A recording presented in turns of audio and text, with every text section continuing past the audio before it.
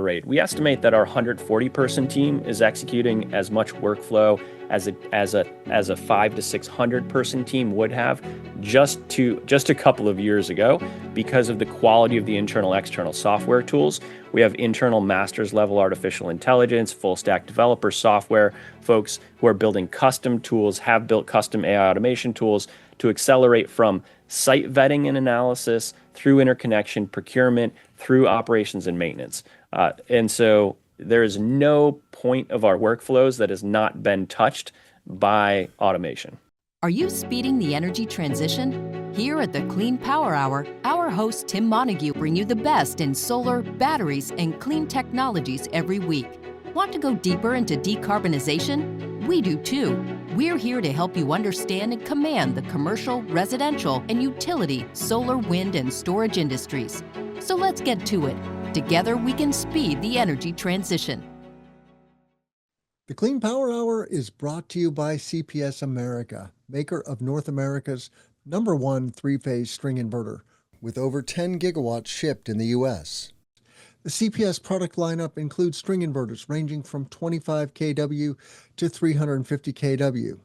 Their flagship inverter, the CPS 350 kW, is designed to work with solar plants ranging from 2 megawatts to 2 gigawatts.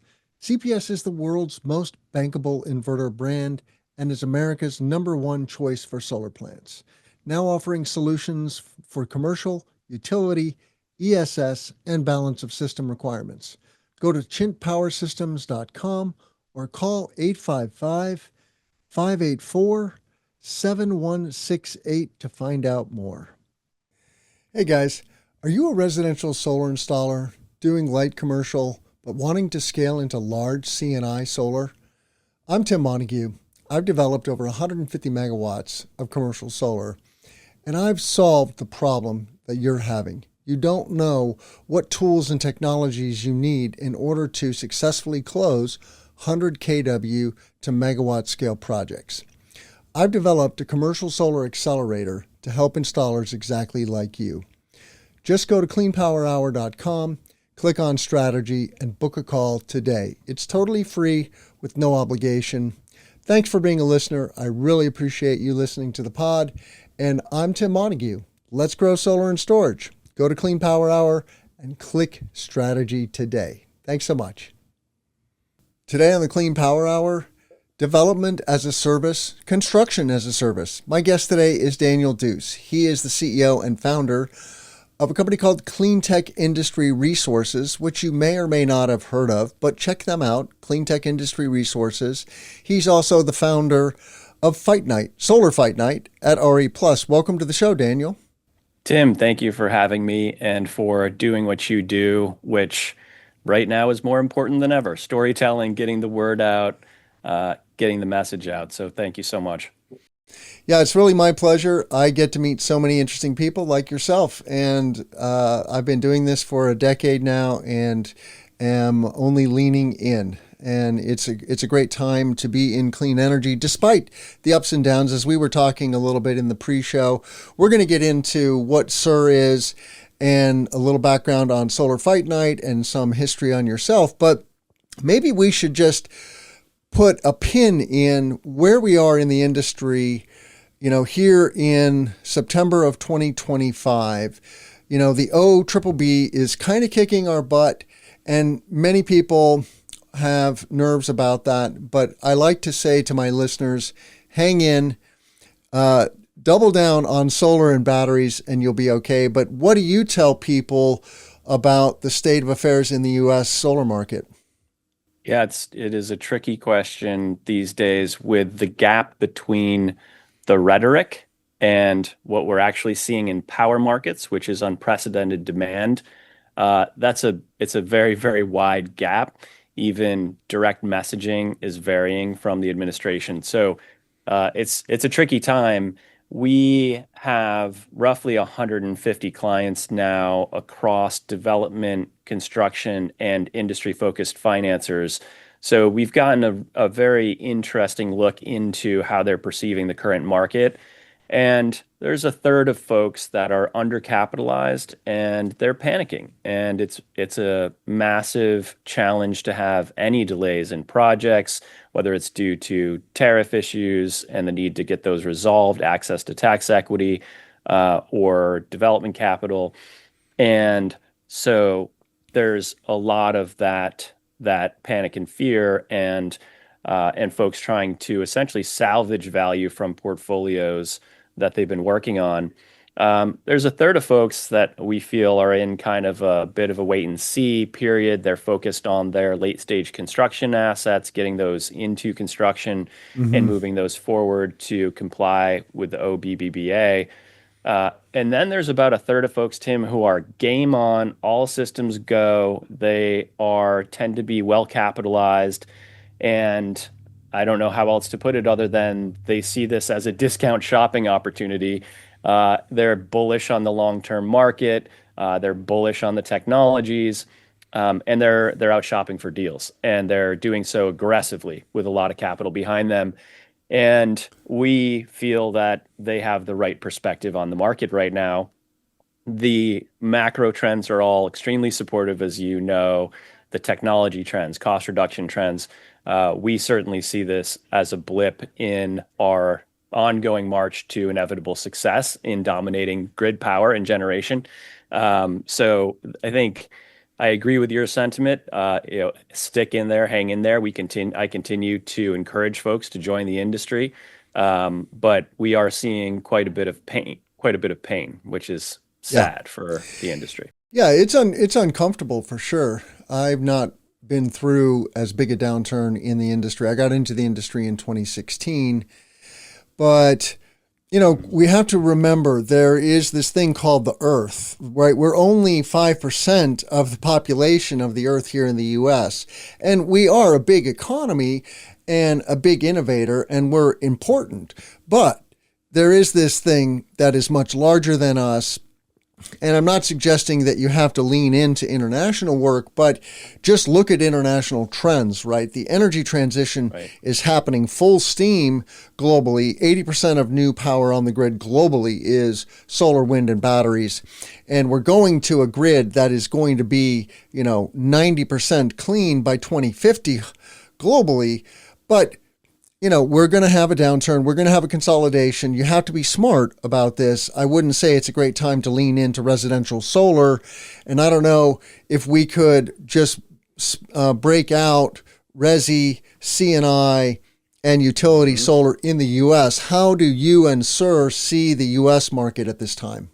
And we are serving all those market segments, and we're still bullish on all of them, actually, on the macro trend scale. In residential, of course, there's just a mad rush right now to hit end of year tax credit value. Very sad, of course, to see the direct credits going away at the end of the year. Seems like upside down world where the third party financiers get to keep their credits and direct homeowners do not.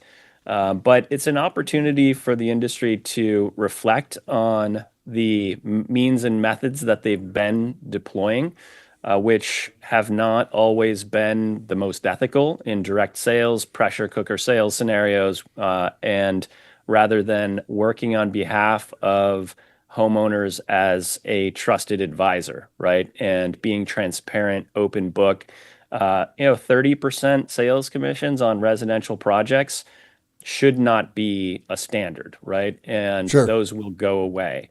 Yep. The market itself, I have 10 kilowatts on my roof. It's the best investment I've ever made in my home. Full stop, end of discussion. Near zero utility bill, right? Including charging my Tesla. Like it's a phenomenal investment. And I'm in Vermont, not exactly the highest irradiation in the country. These are phenomenal investments, but I installed for $2.20 a watt. And let's just remind everyone that, as energy prices go up, the investment in solar and batteries gets better and better. So we are in an inflationary period. Demand growth is tremendous, and that is driving prices up. It is ironic because while the federal administration is trying to push down on solar, wind, and batteries, which are the cheapest sources of grid power, there is an explosion in grid demand. And the question remains, how is the grid and the grid operators going to meet that demand? And that's where we should also bring in this conversation around C&I. Maybe you could make a comment about microgrids and then utility. Yeah. So CNI seems to be marching forward and accelerating as more folks realize that power pricing, I think the average power rate was up 7% in the month of August alone, right? Which is an enormous average increase at the national level. So that is a strong indicator of what's to come, given the discrepancy between new added generation, pipeline backlog, and load demand. So I think we'll see a lot more behind the meter C&I. Like you said, economics are only going to improve. In fact, we've got a very nice roadway there through 2027. So we're doing thousands of C&I locations nationally. The utility segment is in a mad rush, of course, to start construction on assets right now. I would say the longer term perspective is also strong. It's kind of that mid phase where we'll see credits decline, and there'll be a transition period where folks will push very hard on cost reduction to make projects pencil without tax credits, which, given a likely 2025, potentially 30% plus increase in power rates on a go forward basis, is going to happen. So there's still strong activity in utility. It is largely in our pipelines that we see focused on getting things into construction and safe harbored. And so the microgrid market, we're spending a ton of time, especially around data centers. So we're developing multiple gigawatt scale microgrids, technically, where there's either zero grid access or limited grid access. So imagine gigawatt plus solar, gigawatt hour plus of battery storage, combined with some element of LNG essentially behind the meter, with maybe only 1 to 500 megawatts of grid access, in order to accelerate time to compute. So we're working on that. We're working on multiple national portfolios for distributed data center deployment, including the establishment of microgrids. So imagine a system that's only 8 years old. Modules were probably spec'd and manufactured 9, 10 years ago. Module efficiency's doubled since then, right? So you can repower these systems at modules, especially a non-fiat compliant, might be 15 to 17 cents DDP. You can repower these systems, double the production capacity, maintain the current interconnection, use the rest of that power behind the meter to power 1, 5, 20 megawatt data centers, Bitcoin mining operation, manufacturing, or other loads. So there's a massive repowering opportunity in the market already that we see burgeoning. So when you say distributed data centers, what do you mean? 1 to 5 megawatt containers on sites, behind or in front of the meter, depending on utility AHJ requirements. And so that's a real opportunity now. Multiple cloud compute companies already have agreements in place with hyperscalers to deploy at the gigawatt scale on a distributed basis. So 1 to 5 megawatt, huh? Yeah, maybe 10 or 20, but we see a lot in the 3 to 5 megawatt range that will pencil really well. So this kind of resonates with what Peter Kelly Detweiler has coined as the fractal grid, where we see these projects at all different scales. This includes the generation and then the load centers, like these data centers, right? They happen at the building rooftop level.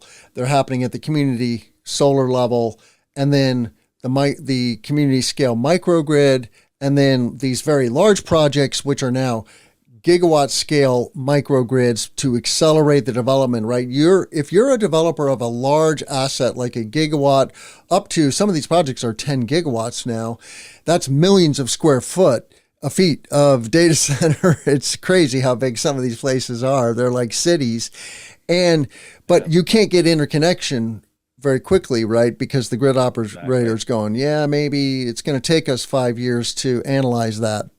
Yep. And so you're going, okay, I'm going to prop up an off-grid data center with solar, wind, batteries, and natural gas, and then you get online, and that's really, there is this race to compute right now it's all about that right now. Yeah. And because if you don't get enough compute installed, there's no way for you to maintain your standing in the horse race. And, I was listening to a pod this morning about this, and there are, 4 or 5 major players now in that space, but there's not going to be 4 or 5 winners in that space, right? There's going to be 1 or 2 winners in that space.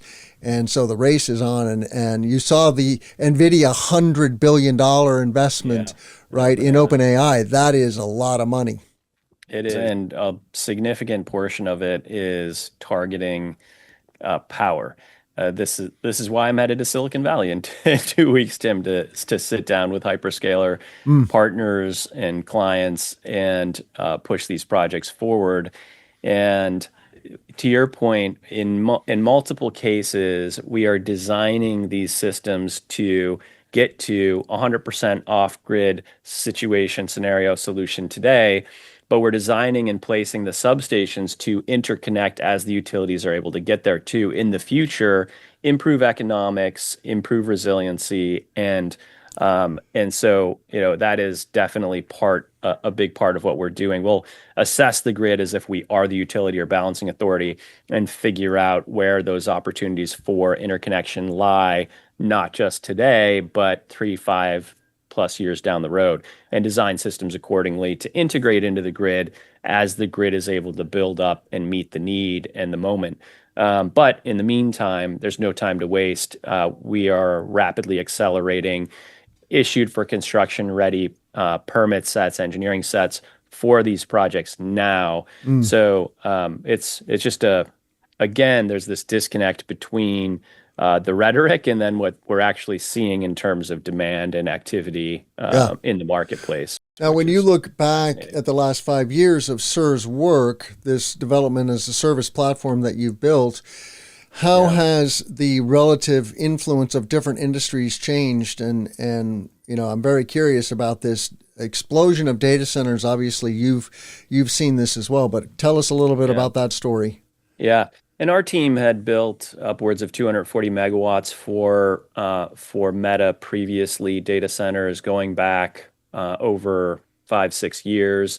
So the demand has been there. Of course, it's accelerated dramatically.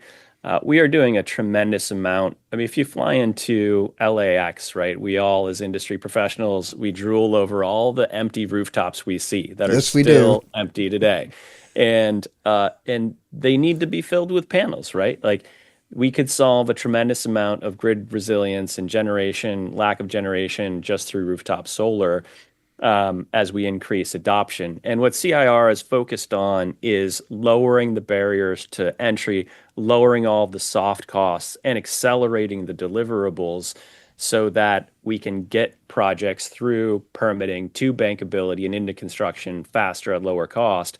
And of course, that just means more projects will hit return requirements and get built. And so that's our focus. That's why we've commoditized energy project development, including all engineering services for the first time. So by commoditized, I mean fixed low rates that apply anywhere USA. So we're the only organization that we know of on planet Earth where we can tell you immediately how much we charge for a 2 megawatt rooftop project in New Jersey or a gigawatt hour battery in Texas or France. Doesn't matter. We can give you the pricing immediately to eliminate all of that back and forth, transfer all that risk to us as the professional service provider to execute and perform. And that just makes investment decisions so much easier. And this is why we're working for 4 of the 5 largest private equity fund solar platforms, is because we take the risk of performance within the commoditized model, right? Fixed price, fixed scope, straight into execution.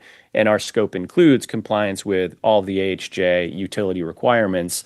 That should, I think, always be on the professional service provider. So by doing that, we are accelerating projects and portfolios because, for example, there's no bid time. So you save 2 or 3 weeks in just the bid process alone. And if we're cutting costs by half, that means twice as many projects can get through all those engineering and permitting deliverables for the same development spend. And that's really what we pride ourselves in. We love it when we see projects that come to us that don't pencil, and we're able to reduce the cost basis through our procurement process, through our low-cost engineering development services approach, and then see them hit return hurdles and get financed, right? That's like that's what excites our team the most. So it's certainly, I think, what I like to say is we're in the right place at the wrong time. What we hate is when teams get downsized, our client teams get downsized, and then we have to do more to help support them. That's the type of industry pain that we're seeing that we really dislike. We like it when we're able to help turn engineering teams, one engineer into the impact of 20 engineers overnight, right? That's what we love. Well, that's a good segue to talk about SUR. Why did you create SUR, and give us a little bit of that backstory? Yeah, of course. So going back, I joined the industry 2006 and 7, and the first large platform that I helped build was called Marta for Solar. It was a division of a top 10 global player at the time based in Portugal. Europe was far ahead of the United States at the time. And we built the number one solar services provider in Colorado, Massachusetts, Southern California, sort of '08 to 12. And we built a large internal team of turnkey engineering, legal, operations, construction, master electricians. We internalized everything. And that was great through the cash grant days, Tim. Like, fantastic. Worked really well. We were learning a lot. We made plenty of mistakes back then because you couldn't hire project managers that had executed the largest public schools projects in the country, like we did for Jefferson County, Colorado, 30 schools, simultaneous execution. No PM had ever done that. So we had to figure it out, and we made plenty of mistakes. But when the cash grant days started to wane and we had massive internal SG&A, but the project pipeline started to get thinner, we immediately ran into pain and trouble because project work is lumpy and will always be lumpy. You're waiting for tariffs to resolve, you're waiting for financial closings, zoning approvals, whatever it might be. If you're carrying your maximum bandwidth need and then you're in those valleys, it gets painful very quickly. And then you have to start pricing that into future deals, by the way, and you become uncompetitive. So that's where we've seen a lot of companies fail, including Martifer back then. I had left, but they dissolved, were sold to Baywatt a year and a half later. And now, by comparison, our clients, they can staff to their core strategic internal need and then use us for all that added bandwidth needs. So many of our clients can do everything we do internally, Sure. but they can only do it for so much capacity, and then they can use us for additional need.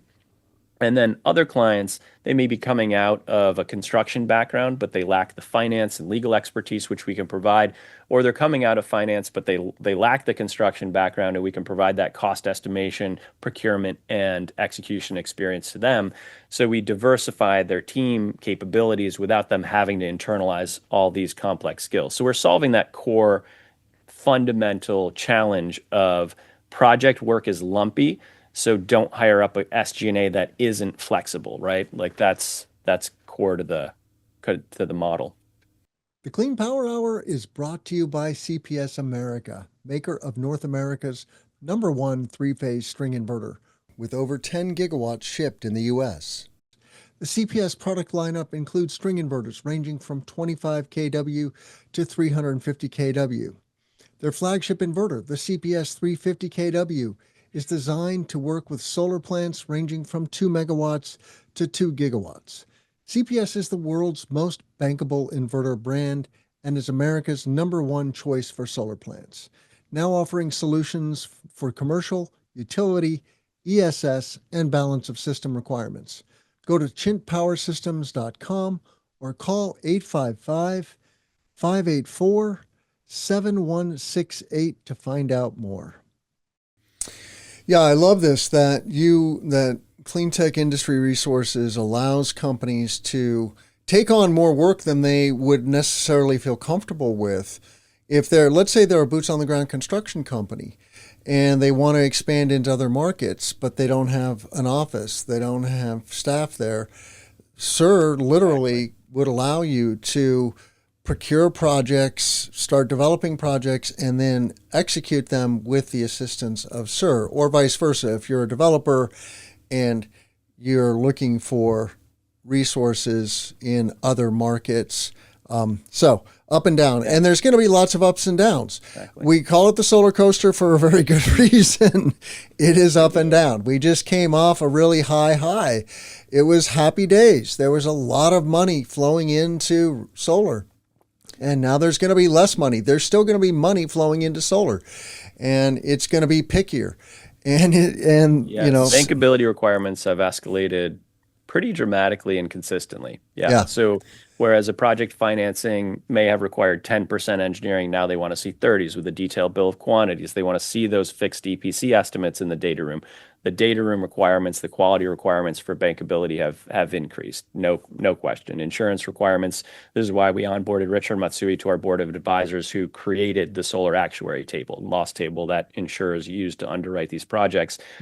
And it's because those bankability requirements will continue to increase, and we as an industry need to bring ourselves up to those levels to execute, perform, and continue to enjoy institutional finance or support.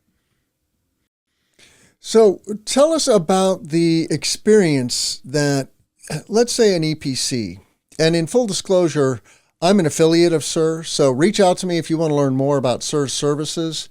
But if you're an EPC and you're thinking, wow, yeah, I'd love to grab onto this community solar portfolio, but how on earth can I deliver that? I don't have enough installers or electricians or project managers to run that work. Walk us through how you onboard an EPC and what are the gains that they benefit from. Yeah, exactly. So the first thing is that I've never had any vendor in my professional life give me access to their own internal CRM. Never one time has that ever happened. We do that with every one of our clients. So they can log in and see the exact status of every task that's been assigned to us. They have a dedicated project manager who controls communication, make sure we're on track and on schedule. They also have a dedicated email address that goes to the entire assigned team, but they can log in and see each task, right?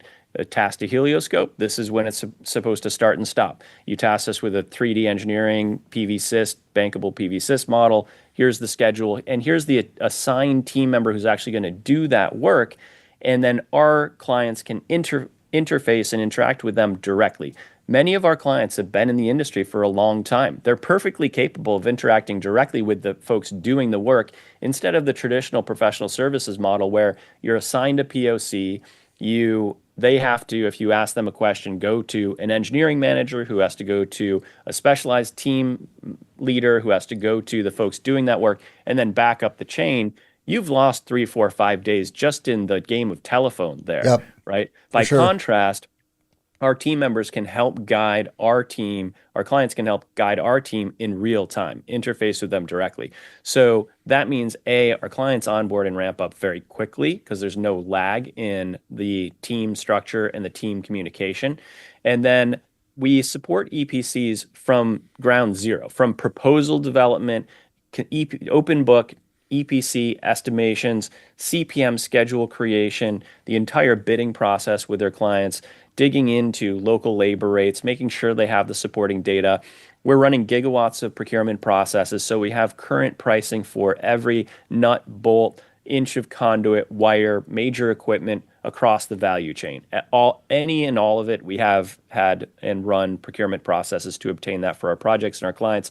So they get access to that DDP pricing database overnight, essentially, so that we can help support them in bidding those projects, to your point. And then as you move forward into the process, we provide turnkey procurement execution support. We'll run global RFP processes for every single component. And then we'll do a side-by-side analysis for our EPC clients, show them this is the pricing from every one of the vendors. Here are the pros and cons and issues. Here are their qualification documents. And then they can choose which one they would like to proceed with, but they have real de-risk, DDP fixed offers with a specific timeline. And then we have a turnkey internal legal team that can arrange the MSAs. They can get that product delivered to the job site. So, really supporting the industry. That's what we're here for. I think we have a single corporate client because we were asked to work with them by a leading private equity fund. But of our 150 clients, everyone is an industry insider. a developer, industry, builder, or financer. So Mm. we're here to provide the industry with the resources they need, but only as they need them without those fixed price overheads. Let's talk about two things. Let's talk about the tech stack because this is obviously Oh, something yeah. that you've spent a lot of time developing, and then Yes. how you are manning these projects. You're a global operation, and this is one of the ways that you provide a cost-effective service. But tell us about the Yeah. tech stack. Yeah, we would not have been able to exist even 3 to 5 years ago in the form and the model that we do today. We leverage AI automation software tools every day. We have over 25 different enterprise level subscriptions to various software tools, and they range from early stage business development support and contact generation tools like Zoom Info, where again, if you're working in a specific city or county and state, you need to identify the local providers. If you want to be competitive, drive your cost down, you need the local civil providers, right? You want the local electrical contractors. You want to get those folks into your procurement process. If you're just going out to all the national folks, you're not going to get the best numbers for that local project. You're not going to be able to engage the local economy and get those projects executed. So again, from Zoom Info to identify all those folks and RFP all those folks and get them involved in the project from day zero, we support. And then all the way through, of course, we have Helioscope, PV-Sys, Solar Graph, PV Case, PV Roof. We operate Zendy, Homer Grid. You name it, if it's good, our internal AI automation team has vetted it, and we have expert operators internally, and that's how we accelerate. We estimate that our 140 person team is executing as much workflow as a 5 to 600 person team would have just a couple of years ago because of the quality of the internal external software tools. We have internal masters level artificial intelligence, full stack developer software folks who are building custom tools, have built custom AI automation tools to accelerate from site vetting and analysis through interconnection, procurement, through operations and maintenance. And so there is no point of our workflows that has not been touched by automation. And let's talk about AI and automation. This is a topic that is near and dear to my heart. I'm now a WSI certified AI business consultant. And reach out to me if you want to get a quick assessment of where you are on this journey. Every company in America is going to be AI first in a couple of years, and you don't want to get left behind. And that's really what I'm here for, is to help you get on that bicycle or rocket ship and ride that pony. So you hired, for example, a class of students from RIT, Rochester Institute of Technology's first ever Masters of AI cohort. Tell us about AI and automation at SIR. Yeah, exactly. So from the moment we look at any project opportunity at any phase, it goes into our AI tools for assessment because we want to make sure that nothing's been missed from the ground up. I can't tell you how many times we've stepped into supposed 30 or 60% engineering sets and they had panels in wetlands or floodplains or easements or in setback areas, right? So we want to catch all of those issues on ground zero, and we're constantly doing that, even at supposed late stage project development. And that's a terrible waste of time, effort, energy. It can create real issues in the interconnection process if you have to resize projects late in the development cycle. So every project that enters our processes immediately goes through tools that are GPT, perplexity driven, and that is critical to ensuring our accuracy and acceleration. And those tools help us cut some of our workflows by as much as 80 or 90%. So some workflows that used to take 50, 60 man hours, now 4, 5, or 6 man hours. And you aggregate that across now, I think we've touched over 8,500 project sites. It's a lot of time saving and acceleration. And so that is utterly critical to what we do. We're still hiring a new team member every other business day on average. I think we've added a half dozen folks here in the US just this month alone. And it's because you still need humans in the loop for a whole slew of QA/QC review reasons. We need those experts in their field to ensure that last yard of quality and accuracy. These tools Absolutely. are fantastic, but they are not able to operate on their own and Yep. get to 100% accuracy. And so that's why we have qualified operators for all these tools that come from the leading shops in the world, right? Global Head Engineering, ex Black and Veatch; Global Head Civil, ex Burns McDonnell; USP, ex Burns McDonnell; Global Head Green Hydrogen, ex TUV Rhineland. So Global Head Estimation, ex Sterling Wilson. Really the best shops in the world. And we get them into a leading software environment that is tech, to your point, AI and tech first, but really powered by the history, expertise of a globally leading team. Very cool. Anything else about the tech stack before we move on? No, it's what is fascinating is when I was thinking through the workflows to try to come up with an example of a workflow that is not software tech powered, and there are literally not any. There are none. Procurement processes, AI automated follow-up assessment, human resources assessment of incoming resumes. It is all tech enabled, right? And you mentioned you're hiring a person a day, so you're growing and you're building a very international workforce. So talk about your background. This has been in your DNA really from day one, I think, but talk about that and what are the benefits to your clients? Yeah, so I'll never forget, I read Tim Ferriss's 4 Hour Work Week, and he recommended a virtual assistant called Get Friday, who I signed up with, I want to say about 17 years ago. And over time, and they're based in India, Hyderabad. And over time, I offloaded more and more of the redundant elements of my life to that team, right? Started off with expense reports and little research projects. And at a few points, for example, one time they saved me almost $1 million in CapEx. I was getting ready to sign up for a large carport project, and they were sending me monthly commodity reports, which were compiled from a variety of sources, and went through the commodity report and realized that the price of steel had fallen 30 some odd percent since the last estimate refresh we'd gotten on the pricing. And since the vast majority of this procurement was going to be steel, I reached out, and sure enough, we had got a dramatic reduction in that process. So there's a tremendous amount of value by engaging a global workforce with a very diverse set of capabilities, skills, passions, and professional goals.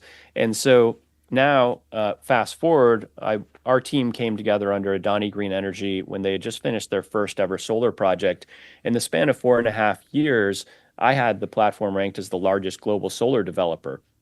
I think they're headed to 52 gigawatts operating in construction solar assets. They procured SoftBank's solar portfolio in Asia, and broke ground recently on a single 30 gigawatt project site. So that's how far ahead Asia is in deploying solar. We all know what China's doing. India is right behind them in deploying mega scale projects, much larger than exist in the United States. So those are the projects that our team has executed. Our team has executed projects much, much larger than exist in the United States of America today.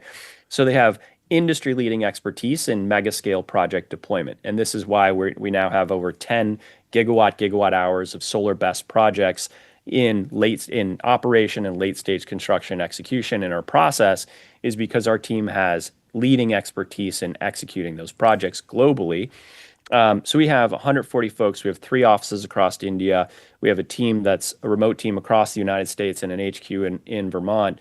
And we really go deeply into obtaining the best talent, no matter where in the world they are. Let's just put a pin in that figure you mentioned, a 30 gigawatt project. A big project in the U.S. is like 1.5 gigawatts. That's the largest solar projects getting developed in the U.S. So things are a little different in Asia, in China and India. And, it's we only need 1 to 2% of the landscape in the U.S. to completely green the grid with solar and batteries. So we're not paving over the breadbasket. Don't freak out if you're a landowner worried about this. And so we don't have much time left, Daniel. We should probably talk about Fight Night. You've made a real mark with that fundraiser. What's the origin story behind Fight Night, which is a big celebration and fundraiser at RE+? Yeah, that's right. So the original fight night was 16 folks in a room just trying to figure out how to survive. Really, there was no industry in 2007, 8. It was tiny. And I'll never forget, I signed up a 100 kilowatt project with City of Santa Monica, and everyone in the room was like, "Oh my God, that's like huge! Like, how are you ever going to get that built?" And it was really, CEO founders, principals introducing themselves and talking about their biggest challenge, and then connecting folks in the room who could solve those challenges for each other. That was the primary goal, and talking about industry challenges and how to promote and push the industry forward. We still do the same thing every Monday night at RE Plus. We get a team of CEOs, founders, principals together to do the exact same thing. This year, we talked about the lies and misinformation that are so destructive to what we're doing and how to push back and fight against those. And so the Fight Night event on Tuesday this year, we sold over 2,000, I think, 400 tickets, broke our prior records, and we had an amazing set of performers. It's a celebration of the industry. And even now, we continue to break records and execute effectively nationwide. And it's a networking event to bring folks together to make sure they're exchanging business cards to help each other get projects done. So the core of Fight Night is still the same. It's a celebration, it's networking for success, and it's raising funds for nonprofits that are promoting our technologies. And so this year we raised for folks like Run on Climate, who is promoting mayoral, hyperlocal county government candidates that are climate forward, making sure that they have the resources to succeed and get pro-climate policy passed, because project approvals happen at the local level. We supported Footprint Project, who's deploying solar generators in disaster areas, so that we don't have diesel gensets out there running, but folks have access to clean power. They're helping support cell tower networks in disaster areas so that first responders can be connected and be efficient. Really amazing organization.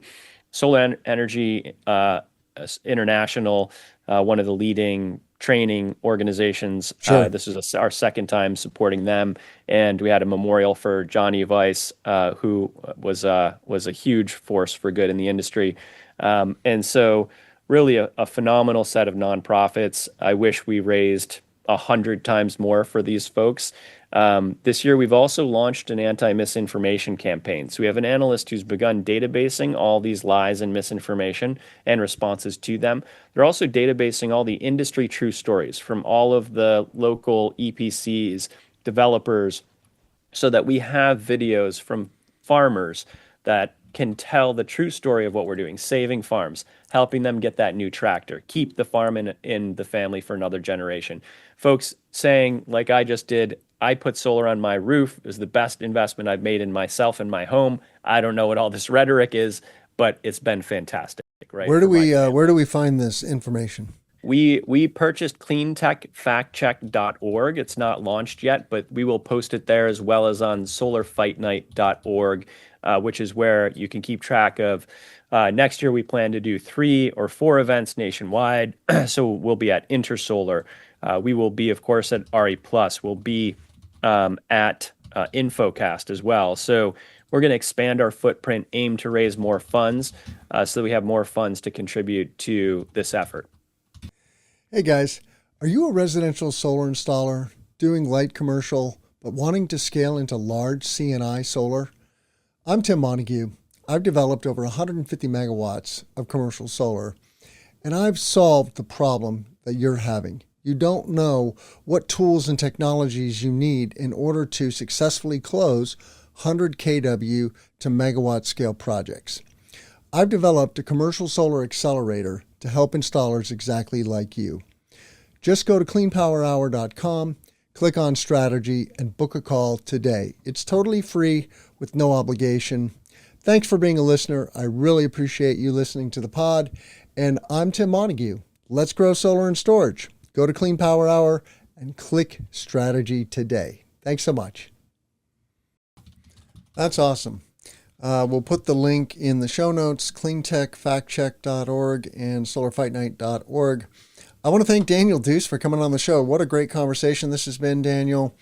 And please, if you're listening to the show, check out Cleantech Industry Resources.com. That is Daniel's website. It's an amazing resource, and you can just reach out to me on LinkedIn and I can tell you more. Check out all of our content, of course, at cleanpowerhour.com. Tell a friend about the show. That's probably the best thing you can do. There's so many solar professionals do not know about the Clean Power Hour, so tell a friend that you're a listener. And with that, Daniel, how can our listeners find you? Yeah, please find me on LinkedIn, DM me. Would love to connect. As you mentioned, our website has a product page, and I always recommend folks to go there because it's of how game changing it is. Any industry professional that scrolls through that product page and realizes that the entire procurement estimation process, at least around all the soft costs, has been fundamentally reimagined.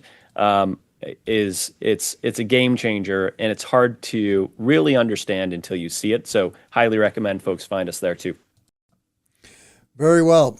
Well, with that, I'll say thank you so much, Daniel Deuce, CEO and founder of Cleantech Industry Resources and founder of Solar Fight Night. I'm Tim Montague. Let's grow solar and storage. Take care, everybody. The Clean Power Hour is brought to you by CPS America, maker of North America's #1 three-phase string inverter, with over 10 gigawatts shipped in the U.S. The CPS product lineup includes string inverters ranging from 25 kW to 350 kW. Their flagship inverter, the CPS 350 kW, is designed to work with solar plants ranging from 2 megawatts to 2 gigawatts. CPS is the world's most bankable inverter brand and is America's #1 choice for solar plants, now offering solutions for commercial, utility, ESS, and balance of system requirements. Go to chintpowersystems.com or call 855-584-7168 to find out more.